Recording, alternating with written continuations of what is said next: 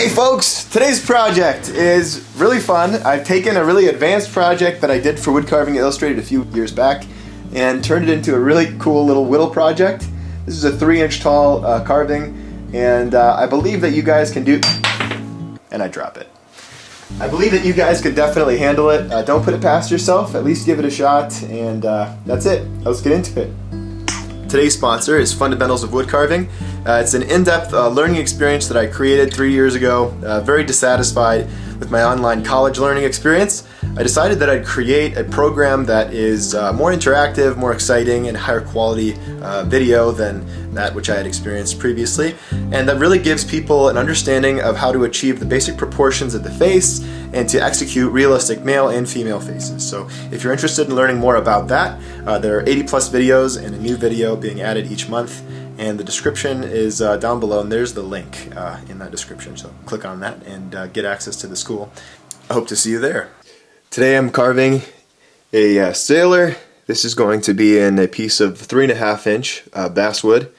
This is 3.5 inches long and approximately 2 inches by 2 inches. And today we're going to take our time and enjoy this one. I've got my usual tools. I've got an 1 5/8". This is a, last video I called it a Beaver State Blades knife, but it's actually a Badger State Blades knife, and it was my mistake. I've been using Beavercraft on and off, and that's probably what threw me off. The name Beaver worked its way in there, but it's a Badger State Blades. And I've done some carving with this, and so far, so good. I'm enjoying it. With that said, I've also got my handy strop. It's just a leather strop. It's important to have nearby when you're carving, and I'll be probably using this thing as we progress through the carving. And I've got my stubby pencil, and aside from that, most importantly, I've got my cup of joe. So without further ado, let's get into the project. So to start this, I'm going to have the measurements posted up, or in millimeters and in inches here. So the first cut I'm going to make is approximately, oh, I guess I forgot to mention this too. I've got my grade school ruler. This is apparently how I wrote my name in the first grade. Lots of swirls. I think I thought that I was being fancy, or maybe that I knew calligraphy or something by doing these kind of swirly swirls, but anyway, so aside from that, let's fact check. Looks like we're at 3.5 inches. That's good. By about 2 by 2 inches. Alright. So the first cut I make is going to be approximately 1 3/4 inches. Make that 44 millimeters from the top of the piece of wood. So I'm going to start by drawing on the piece. 1 3/4 inches. And just take that line, make it a little darker. Okay, so that's the first thing I'll do is draw that line, and before I get too far with anything else, and I could have drawn the line after this step, but I want to just trim the edges. I want to make sure that I'm not stabbing myself. The corners of these pieces can be pretty sharp and unpleasant on the hands, so I will often tend to clean these up a little before I start. It's a good step, and most of the great whittlers out there, you'll see oftentimes they do this, or at least many of them that I've seen.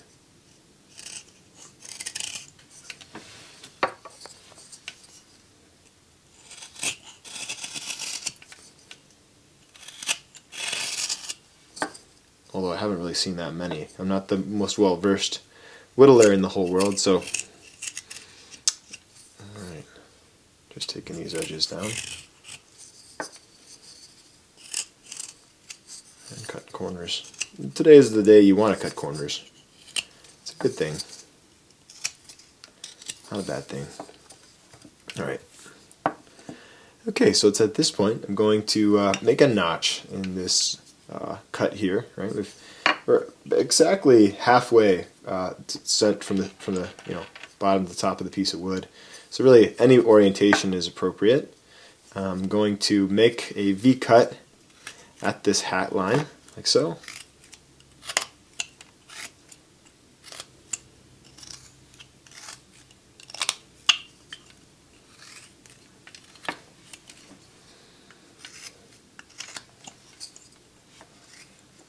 And notice that the line is starting to kind of turn downward. Now this is something that you'll see that I do when I'm carving hats. Typically a hat, it's going to come at least partially over the ears, going to keep your head warm.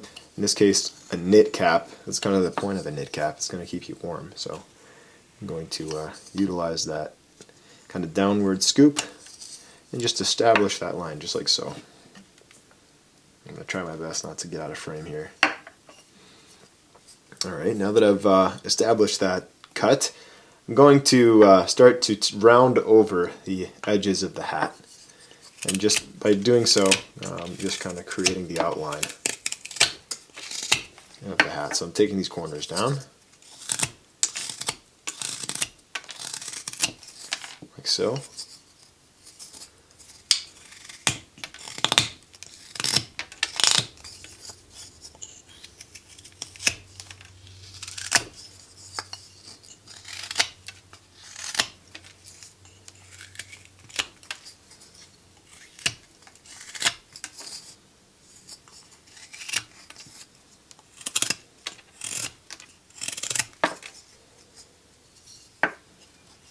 Just rounding the corners, just like so.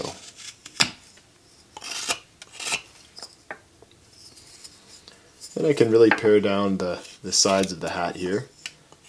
Now remember, with grain, especially if you're an early carver, you might not be as experienced with grain, but imagine it like a bundle of straws glued together, right? And the reason that I tend to say it's best to carve downhill, so in other words, start from a high point, go down to a low point, is that the bundle of fibers likes to stay compressed, right? If I'm going in this direction with the bundle of fibers, or say, going up high, so I'm climbing downhill, I'm less likely to separate those fibers. If I go down into the grain, I'm going to pull those fibers apart. So I want to make sure and pay attention to make sure I'm compressing those fibers. That's why if I start high and go low, I'm less likely to break those fibers apart, right? Because the fibers are being pushed together as I go downward, and if I go kind of upward, I'm more likely to mess things up. Excuse me, I feel like that Rick and Morty character burping as I talk. What is his name? Rick? Alright, so we're going for about 2-inch width across at the hat here. Just a little bit narrower. I might have gone a little bit narrower than I'd like to, but it's okay. Getting a little carried away with my knife.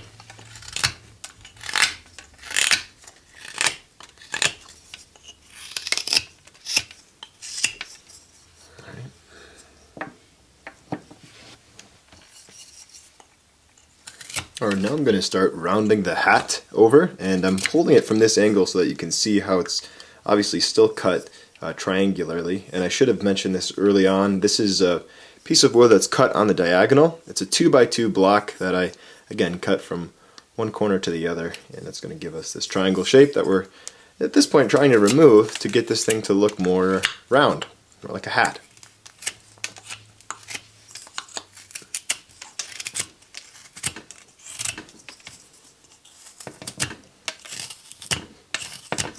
Okay.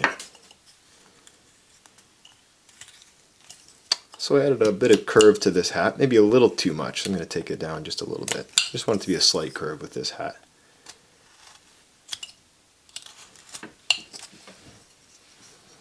All right.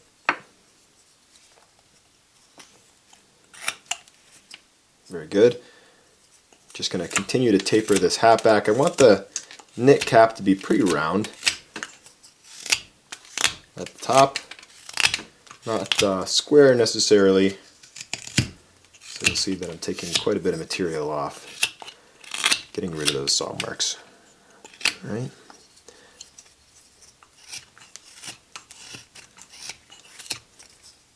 You can see now from that angle here, it's rounding over nicely, much better. Okay. Beautiful. All right. I'm going to take some of these corners down. Yeah, so far this Badger State blade is excellent. Excellent, excellent. I'm really liking it. you know, it might be, I'm not sure. I can't really say if it's a softer steel yet. I haven't really been sharpening it enough to know. You know, I've touched it up on the strop probably 5 or 6 times. I do like to strop sometimes in the middle of a project when I'm carving basswood. That could just be a testament to the fact that I'm not using the you know, very kind of protective cutting measures. I mean, a lot of times I'm scooping, and sometimes these scooping cuts can be harder on the tools. It's okay.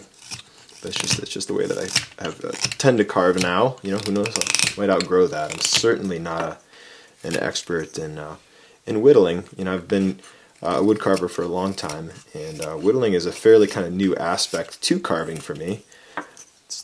It's what I started out doing, but anyway, I digress. No one wants to hear about that. So the next thing I'm going to do is come down from the brim of the hat about 3/8 of an inch.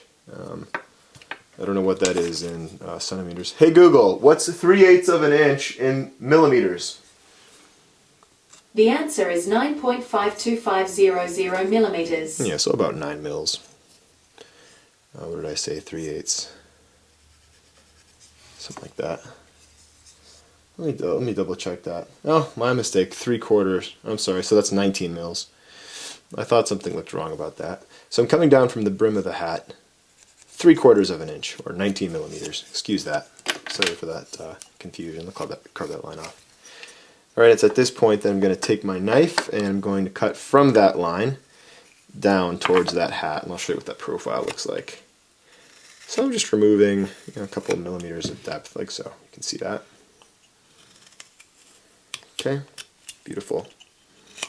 So it's giving me kind of a scoop up to that line is all. So. Alright, and I really like the idea of this guy's hat brim covering his eyes, so his eye brim will be, man, just maybe 1/8 of an inch or less, 1/16 of an inch from the top of the hat, so that, or from the meeting point of the hat to the brow. So I'll just draw that, just for now, keep it there. It's going to be the brow ridge. And, well, you know, let's go ahead and just carve that notch in. So coming in, let's see, what is that? Looks like, yeah, about 1/8 of an inch or so. Little V notch here.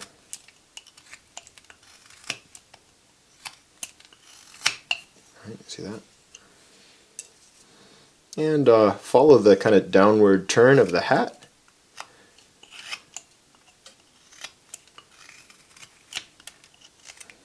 I had a little chip out there, not a big deal. And this is why you gotta make sure that stop cut is deep and that you're not moving too quickly. I was rushing. You know, wood carving is definitely not a race, and you'll see, you know, YouTube carvers, you know, many times we have to, when we're demonstrating, speed things up just to prevent from making videos that are completely unwatchable. They're so long and arduous to watch, but at the same time, it's not realistic to what the experience is of most carvers who might take a project like this and extend it out to, say, a 2-hour project, or a 3 or a 4. Rightfully so. I mean, this definitely shouldn't be a kind of rush type situation. It most certainly should not be. Alright, so now I'm just taking that hat and I'm just extending it over, like so,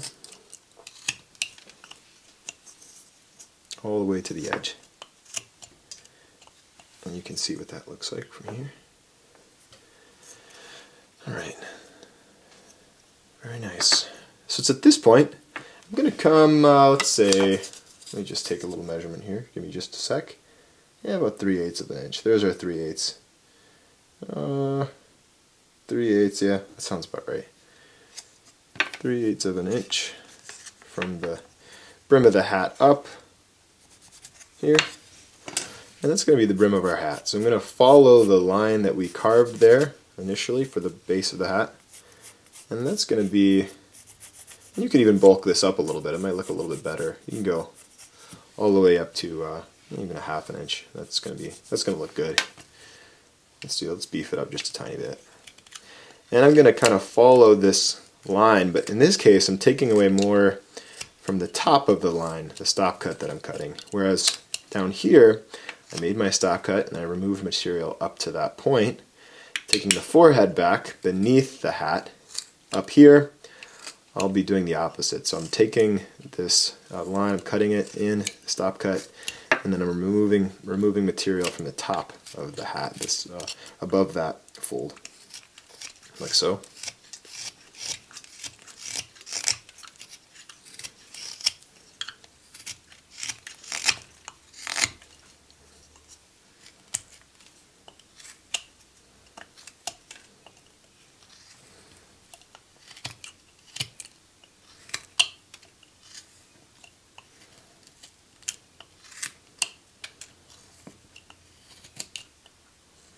Alright, see that? And you could again use a V tool for this. We'll be playing around with a V tool. I should have introduced it. I always forget to introduce auxiliary tools at the beginning.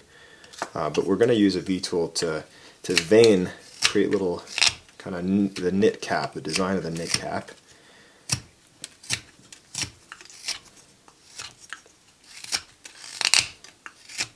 So I'm just removing, kind of taking small bits, looking for any flat spots, looking for any hard edges, the opposite of a flat spot, any kind of pointy area, corner area, and I'm carving those corners down like so. Right? That's the idea.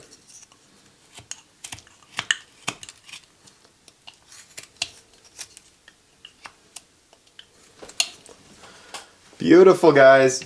We're making progress here, and if you're kind of concerned at this point that it's not looking like anything, goodness gracious, be easy on yourself. It really doesn't look like anything for me either, and I have to have this sort of conversation with myself almost every single carving where I go, this looks like tar, this is not going to turn out, and it's premature. It's premature. You can't really say that yet because you haven't gotten far enough along to see what it will be. So try to hear me out. Don't rush yourself here. Take your time. It'll come into view. Just kind of work on rounding that hat, getting that nice and kind of natural looking, not so angular. You don't want big areas flat necessarily on that hat. So there's that. Alright, and I'm just trying to even things out. I don't want it to look like it's really narrow and tight here and then kind of widened out here, right? I don't want that like Christmas bulb type look.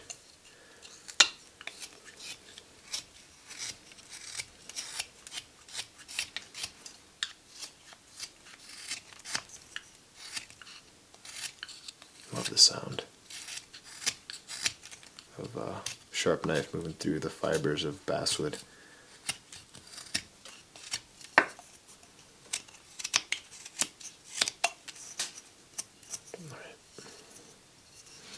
Okay, it's at this point. Remember that 3/8 inch line that we marked? I'm sorry, 3/4 inch from the brow ridge down. I'm going to come right around that line, maybe just a touch higher. And I'm going to make a stop cut. Just like so. Stop and relief cut. Not too much deeper than that. And then I'm going to turn that cut into a bit more of a V. So these two lines will kind of meet. Let's notice how I'm angling the blade, coming in, straight in, but just angling this way and this way to get that kind of point to the nose. Not to give you too much at once before you can see it, but this is the nose. This is going to be the nose. Okay. I'm just taking the corner off of the face here, the front part of the beard, and also taking off the edges. So.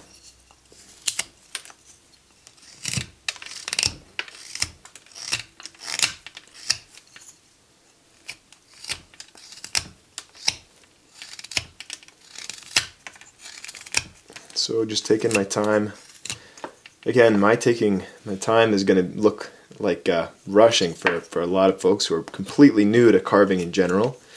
You know, I mentioned I'm not a professional whittler. I'm definitely new to the genre of just knife only type stuff, or mostly knives type stuff. But that being said, I've been wood carving as a career for most of my life, and so you know, you don't necessarily want to try and rush this. And you do want to wear a glove. If you're not wearing one, now would be a great time to get your glove out and put that on, because the glove is really going to protect your hands from not necessarily stabs, because you know, there's really not much else aside from a chainmail glove that's going to help for that, but you know, it'll help you from slicing yourself open. Alright, so now I'm going to draw a line on either side of the nose. I'm just going to end the nose. I'm going to say that's about, let's just measure it so we're not guessing, 3/8 apart. Okay.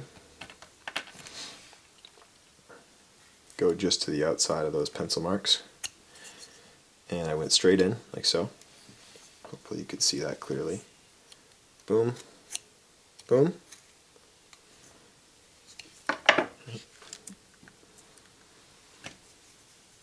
Let's establish that center line. Why don't we, before we go too much further? It's always good to establish your center line, because you lose it, right? You have it when you're carving into the corner of a piece of basswood, like we were, but it's hard to know where that is. So the center line is going to make sure that everything going forward is symmetrical. Okay, so now I'm going to come over here on this side, carve out a little section. This is a triangle cut, and we're using that to relieve the nostrils, right? So coming in and angling like so. So we go in, like so, angle up, coming up from the top now, going down, and that's going to give us our nose. You can see that pretty clearly.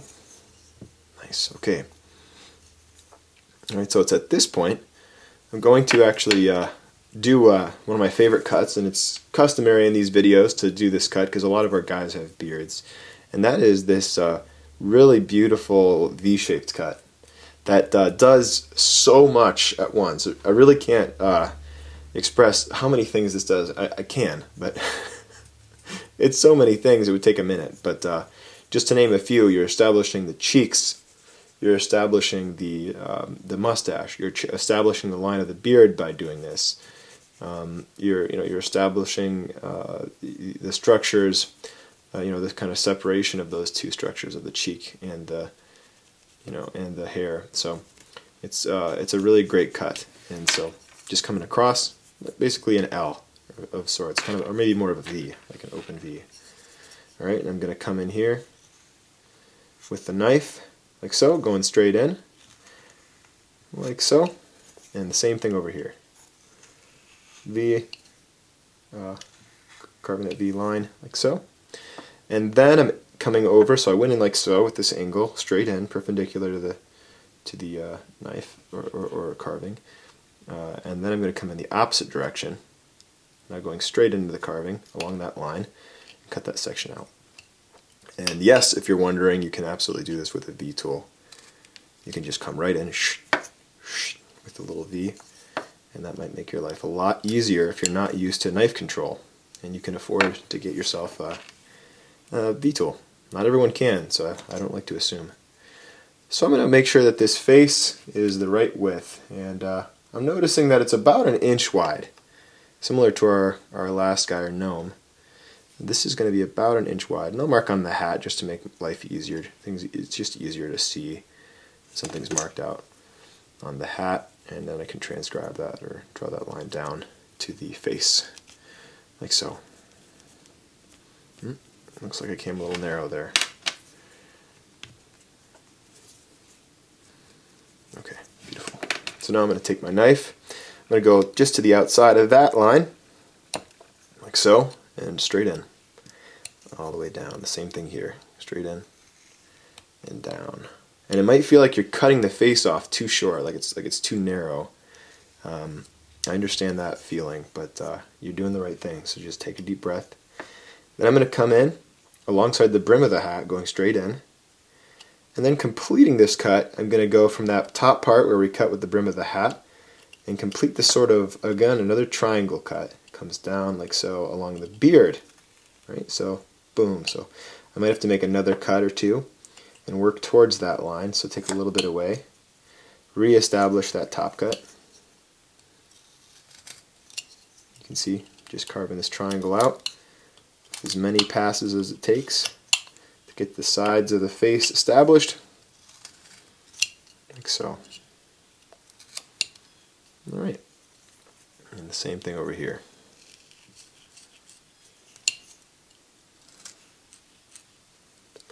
Now, when you try and cut too much at once, you really do risk cutting yourself. It's easy to do, and so it's why I'm always enforcing that folks take their time, or at least I'm trying to communicate that. Just don't rush yourself. It's not worth it. It's not worth a trip to the ER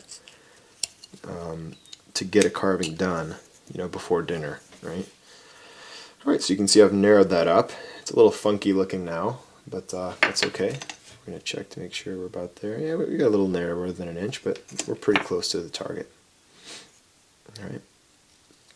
I'm going to cut into the side here of the cheek. Right, beautiful.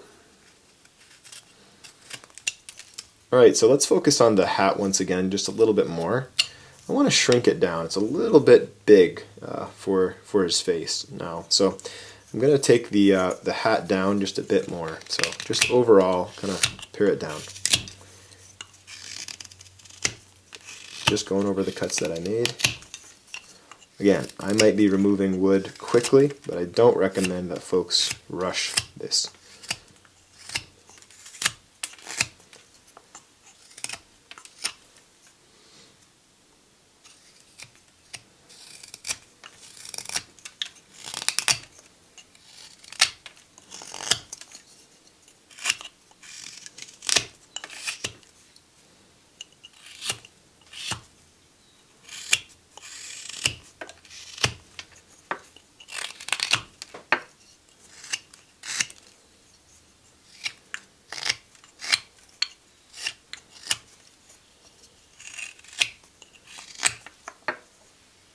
Alright. Alright, now I'm going to pare down the beard a little. I'm going to take this whole thing down because we've got a very wide beard in relationship to the head, which is a little bit narrower. So I'm going to take it down. Again, the stop cut I'm using is at the brim of the hat, or at the edge of the hat meeting the face. And just making some small cuts. Stop here and relief here, like so. Working down, working down. And of course the hat in relationship to it, just narrowing the whole bit. Don't want him to have a big old Captain Crunch kind of looking thing going on. Okay.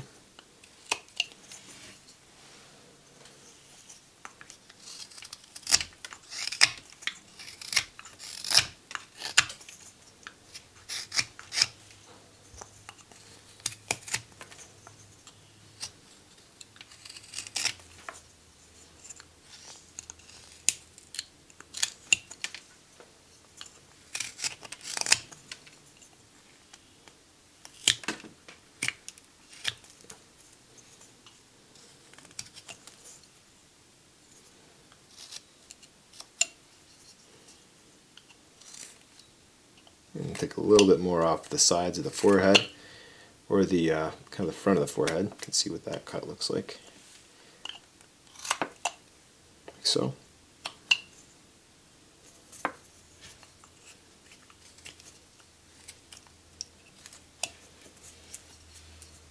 Alright. Now if there's one thing I kind of regret here, it's not establishing that V enough. It's a bit more of an L, so this kind of line here is going to turn a little bit more down, as it did on this side. That side was a little bit too flat, like this side. It should have been angled down like so. Easy fix, just wanted to point that out. Right, and hair might be coming over here.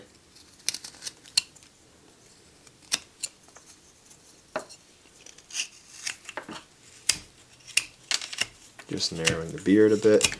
And this is where I'll come down into the beard area and just take any of the flat areas, the saw area, saw mark stuff, take it down.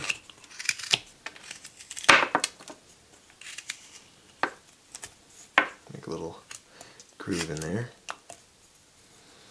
I might take some chunks out. This is where the rule of carving hair is, and this is from the Great Vic Hood. He talks about how as hair separates, it goes from the origin, it goes to the edges, it widens. So the gaps between the groupings of hair widen as it goes away from its origin. So it's a great rule. I don't know that I would have articulated it that way myself. It's a great way of putting it. So that's the idea. So now we can see the side of the face coming into frame. You can see his profile, and now we're about, what, 28 minutes in or so, and we've already got a nice outline, nice little face set in. We've got some detailing to do and some minor shaping, but we've got the general gist of everything in place, and that's good. Alright, so I'm going to continue to pare this hat down. In fact, you might have been able to get away with a 3-inch block, and it actually might be a better choice in hindsight, because the amount of material that we're removing from the hat to get this hat to the appropriate size, I'm sure we've removed at least a 1/2 inch of material, and we can check that. Yeah, we're right at about 3 inches. So that being said, yeah, you could go ahead with a 3-inch block, and if you're trying to save yourself the time, and still continue with that 1 3/4 measurement from the bottom up, because that's going to give you the correct height, but or length of the face and beard. But the hat itself, you'd be cutting at whatever that, do the math, 1.25 or whatever. So then that initial line here would be drawn at the 1.25 mark from the top. Hopefully that makes sense and isn't too convoluted. But yeah, just by virtue of the fact it's becoming apparent to me as I get into this, and it's kind of the way some carving projects go for me, is that you might be better off shrinking things a little bit.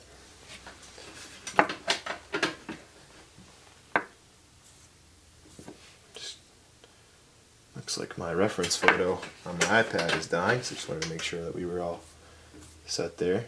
Okay, we're better. Cool. Thanks for your patience. And we're just still paring this bad boy down. This hat is a little bit large for the size of face, and so that's where we find ourselves. And just a little bit more paring down, and we're in good shape.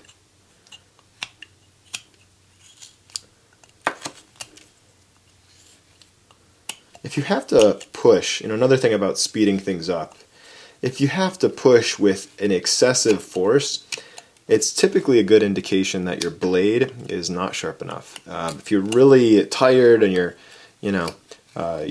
blade seems to not be working with you, it's a good time to step away from the project, to set it down, and to grab yourself a strop, set that on the table, and just spend a few minutes. Maybe you've got some anger, some energy that you can take out on this blade. Leaving that flat against, perfectly flat, see my fingers holding it against, and just drawing it slowly across the strop. This is a piece of pig's hide leather. You can go on Amazon and order a strop.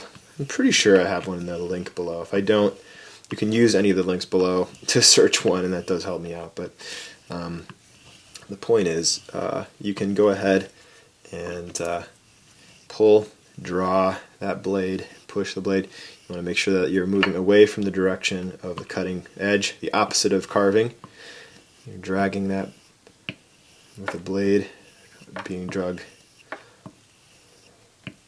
Otherwise you'll cut into the leather.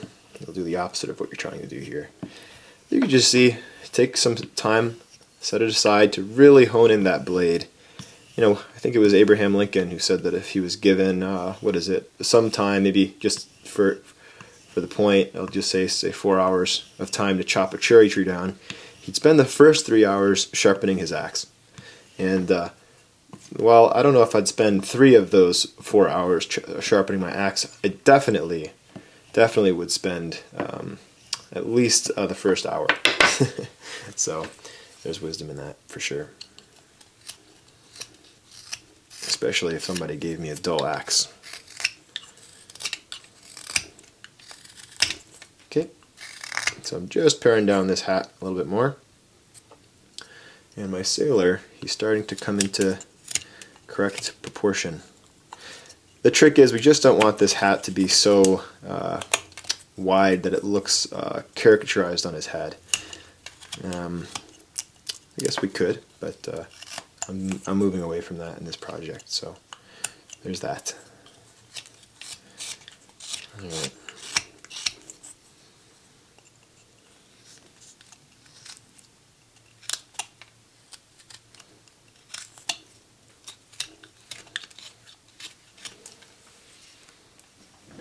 Okay, we're getting close to the final size.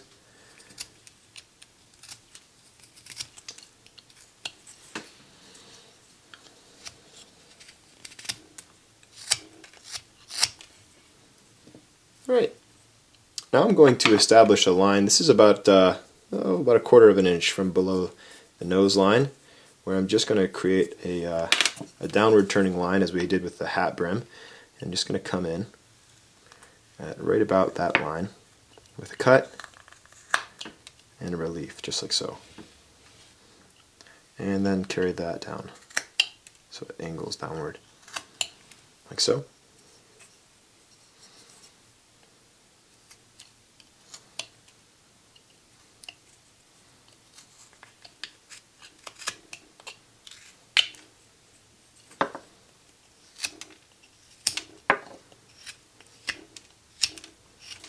Okay. Alright, it's at this point I want to start dealing a little bit more with the hair. Now the hair is going to be mostly related to the beard, since he's got, you know, mostly beard and mustache. His head is covered by that hat. I want to extend the line of the mustache down. So what that looks like is just taking that line here, cutting it down, transitioning the mustache in from the beard. Like so.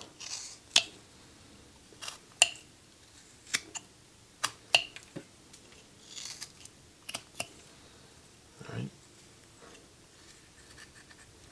Stop and relief cut. Now I'm carving a line that basically parallels this line below it, or above it rather. So you got these two lines that'll eventually, not quite parallel, they'll kind of angle into one another so that they terminate. That's the idea.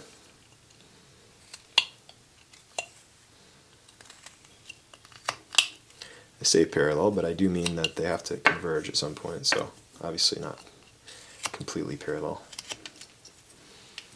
Okay. Now I'm going to carve in a little bit more of an emphasis on that mouth area, the separation between the mustache and the mouth opening, like so. Very good. Okay, it's at this point I'm going to create a really kind of neat transition cut, and this is something that I really think folks need to pay attention to. It's important, so keep a close eye on what I'm doing here as I cut this in. I'm going to draw it in with a pencil first, just to make sure it's clear. Make sure this is sharp. Alright, so I'm going to come in here, like so, with a triangle cut. Now, something to remark that's important is that the top cut that we make, this is going to be a deeper cut with the knife than the bottom cut. I'm sorry, vice versa. Don't make any cuts just yet. This bottom cut is going to be deeper. So we're going to push the stop cut in deeper with that knife. I'll show you what that looks like. So coming in like so. So this is going to be a little bit deeper. You can see I'm going straight in with the blade, but of course at this angle. So in other words, I'm not tilting one way or the other. I'm going straight in at an angle here.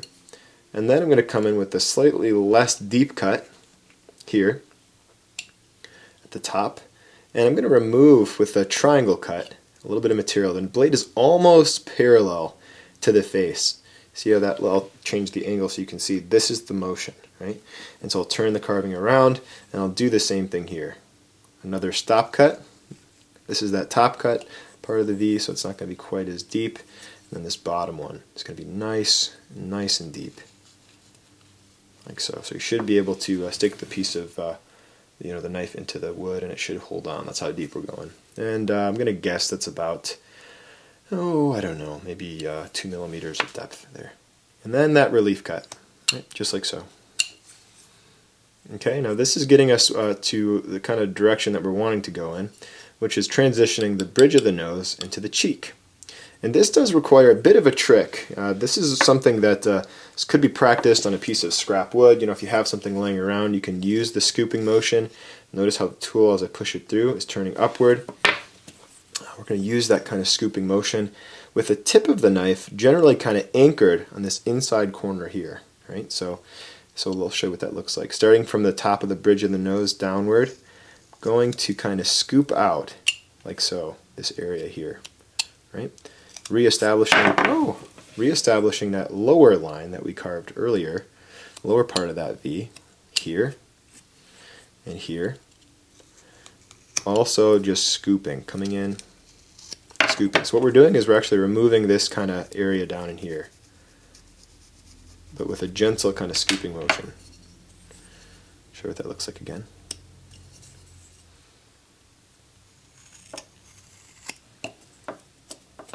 Beautiful.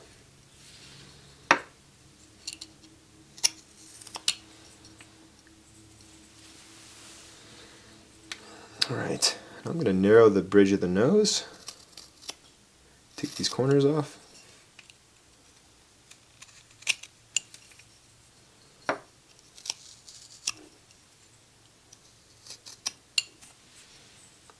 Alright, now I'm going to establish the nostrils. This is kind of a fun step. It's a little tricky. I'm going to draw a little circle here, a little half circle.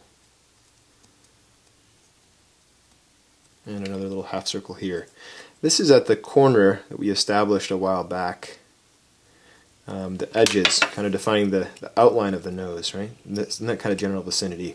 Coming up just a couple of millimeters, and I'm going to follow that line, curving around with that knife. It's kind of a detailed oriented cut, and so just going straight along that line, like so, right, with the knife. And then angling and just taking a little bit of a wedge out of there, right, following that line. Same thing here, I'll show you again. So I'm following that line with the knife.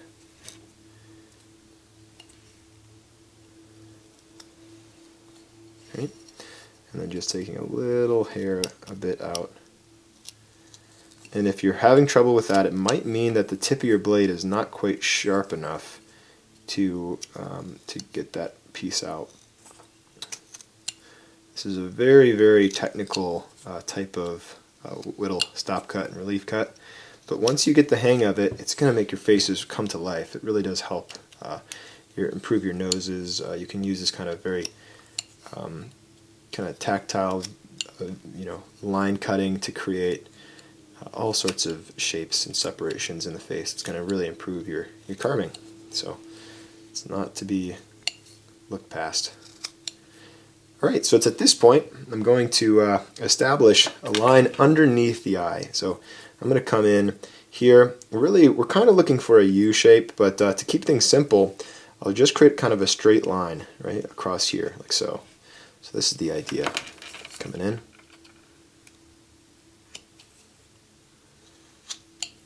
Like so. With that V cut. Establishing the bottom of the eye. Like so.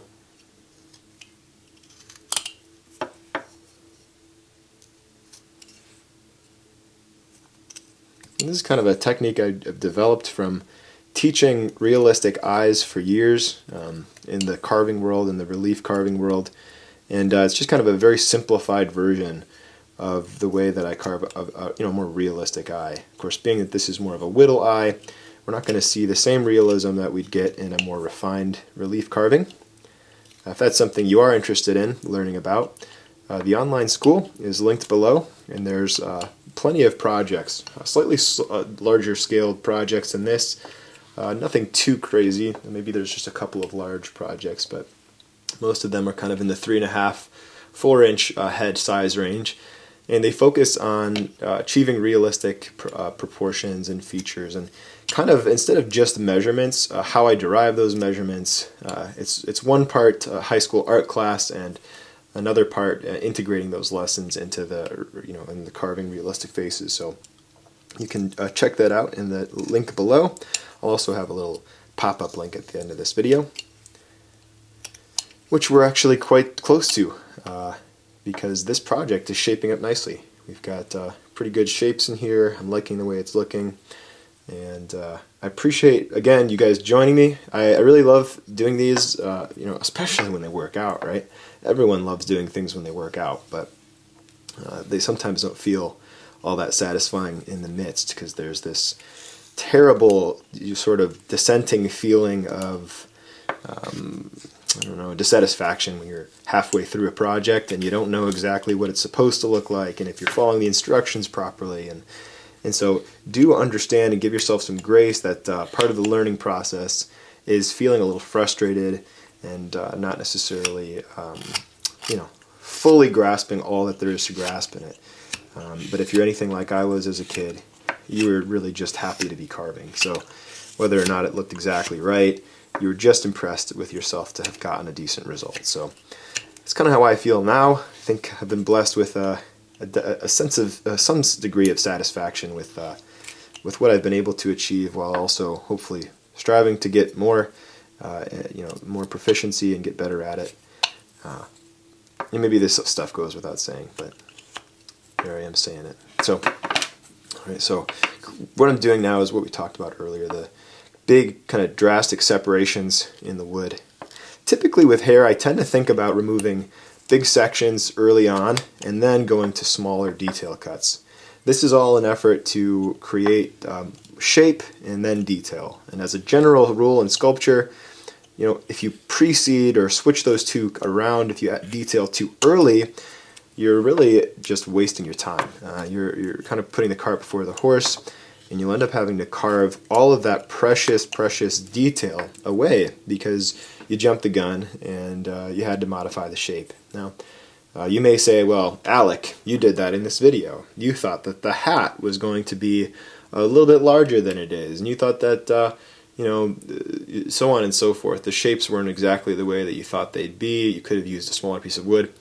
Well, it is generally the case that when I'm creating a project that something doesn't quite go according to plan, and having that ability to kind of adjust track, adjust focus, and keep moving forward is necessary, I think, to your carving journey. So I appreciate your patience with that, some of the adjustments in this project, and you will definitely see in your carving projects going forward that it's not always clear that going by the book is the best route. In fact, sometimes going off the page and adding your own inspiration to the piece, or taking it off the beaten path, so to speak, of the instructional video that you're watching is going to help. And the way that you can do that is by really looking at reference images and growing that way. So if you're going to go off the beaten path, having some sort of guide map, such as a photograph or another great carving, is helpful. So hopefully this is that for you, and you can kind of take it your own direction as you gain these skills. Maybe you've already got the skills and you're just enjoying them. In that case, you're just having fun. But I digress. My rants aren't necessary. We're making good progress, just kind of taking big chunks out of here. Big kind of wedges all over. And the important thing to remember here is just to randomize those cuts, not to make them too perfectly spaced from one another, and just to enjoy the process is good. Just the sensation of putting the sharp knife through the wood. All right. Okay. I'm going to take a little V-cut out from right beneath the opening that we created earlier, just to establish the lower lip, like so.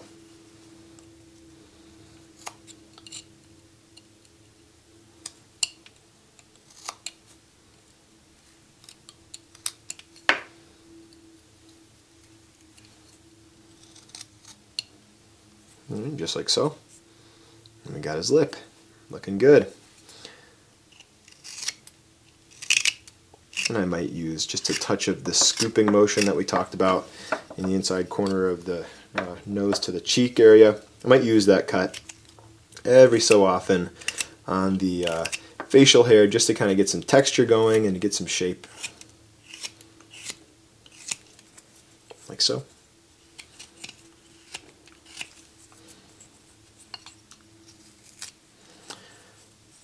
Alright, it's at this point we can start to worry about detail, and one of the first real details that I like to focus on, just to make sure everything's dialed in properly, is the eye area. The eye area is kind of complicated and has confounded people, I guess since the beginning of sculpture and representational artwork, as everyone's kind of,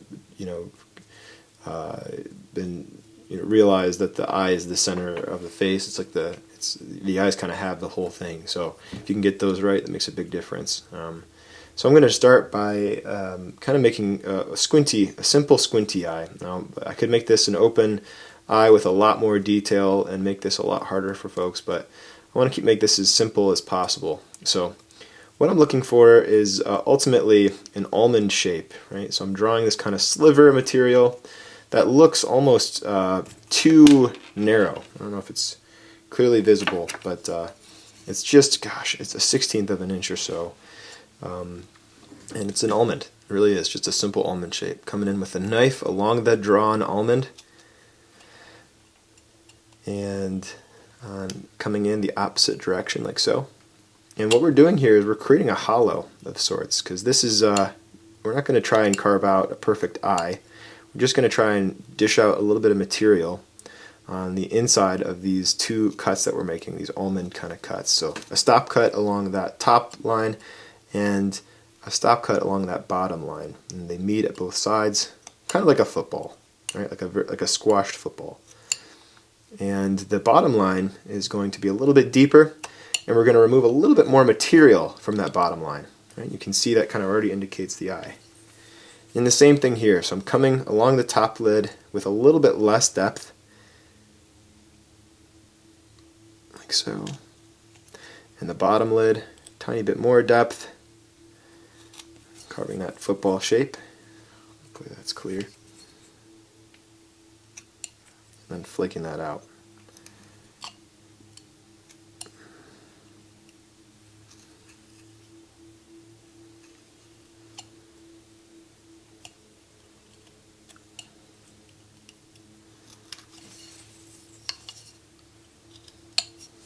Okay.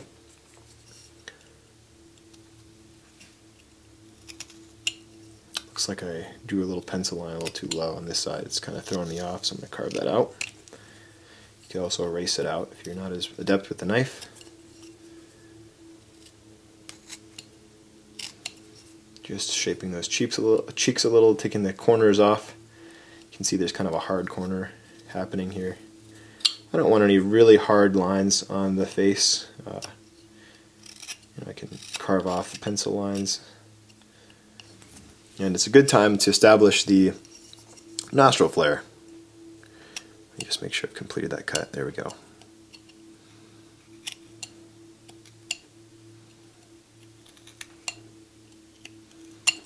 Okay, so I'm going to carve the nostril flare in with just a little bit of a curve. Now there's a whole lot to carving a nostril properly. We're not going to get into it in this video, but I'm going to grab a closer angle so that you can really closely see what I'm doing. Simplified nostril. Okay, hilariously it turns out we're already kind of maxed out in terms of zooming in. So what I'm going to do is take a little scoop. Now I'm angling the knife slightly downward first of all, and I'm turning it slightly upwards, so the cutting edge is slightly upward, and I'm just coming down with like a half moon type shape, and just creating a little bit of a cave under there, right, like so. And the same thing on this side. So here's that motion again. See that kind of curve down, up, and then down. You could use a V tool for this as well, make your life a lot easier. But there you go. And I mentioned using a V-tool for the pattern on the hat. I might just show you what that looks like. I don't know that I'm going to necessarily use it on this guy. I think it's pretty clear what's going on with his head, and you could do this pattern if you like. So I'll pull out the V-tool and show you what that looks like. But you know, I wanted to leave it open for those who want to just paint the hat, leave it a little bit simpler, more of maybe a flat plane style where there's not quite as much little tiny intricate detail. But before we get into that, you can see I'm just taking the hard edge off of the hat because this is a folded piece of fabric. You're not going to get a really sharp edge like we're seeing there.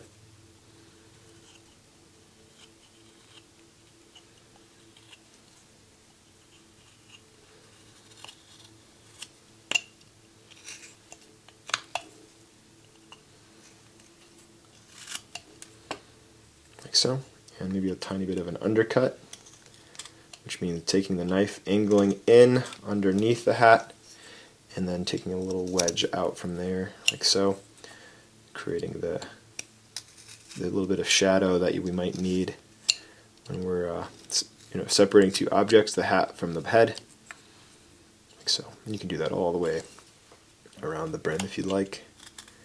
Just to remind folks that these are two separate pieces of wood, even though in actuality they're not.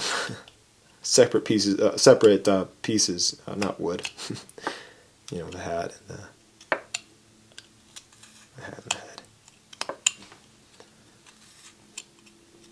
I get so zoned in. I'm psychobabbling over here.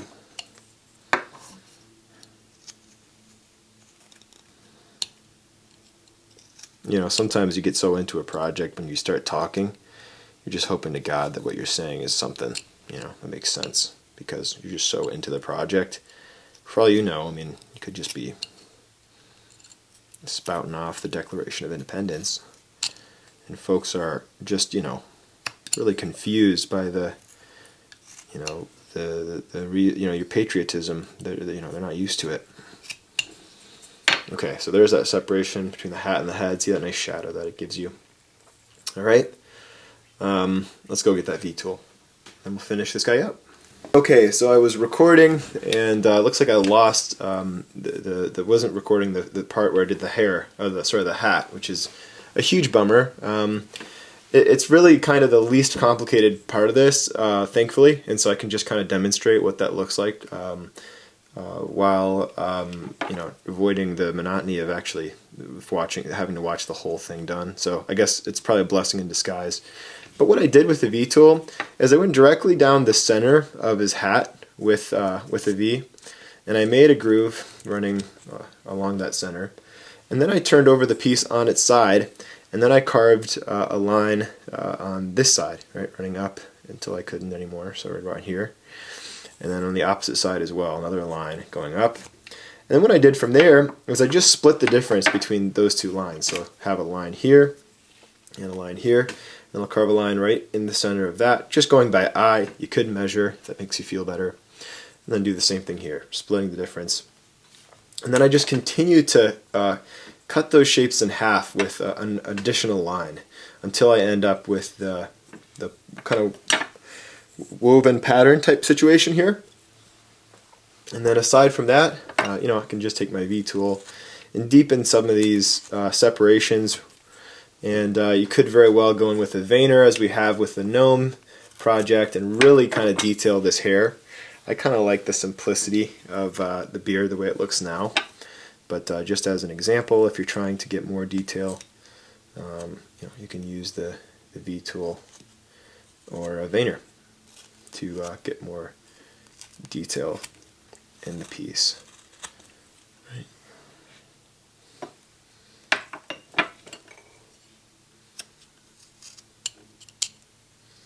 Alright, now at risk of making this video a lot longer than it needs to be, I'm going to just kind of lightly sand the face. So I've got some 220 grit sandpaper here.